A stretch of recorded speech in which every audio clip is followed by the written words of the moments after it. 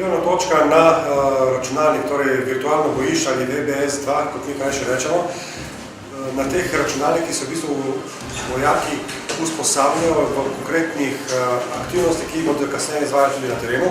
To pomeni, v mirnem okolju se usposabljajo, kako koordinirati skupino, kako uporabljati vezo in potem s temi postopki pridejo na teren, da usvojijo postopke in potem jih tudi v realnosti, kjer je v bistvu vročina, mraz, kjer so zmatrani, utrujeni, ko se premikajo po bojišču.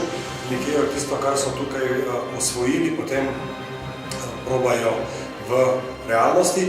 Lahko vi nudite odmeno odgovornost, ne? Strela, ja, nekaj čujem stika. Naši strela? Dali z momentom. Dobro, uničen sovražnik. Virtualno bojišče je tako prerejeno, da imamo lahko razne terene. Trenutno delajo vojaki na terenu, ki je tridimenzionalni posnetek točka, torej kjer se izvajajo tudi ostale delovne točke, ki smo videli prej ostale skupine.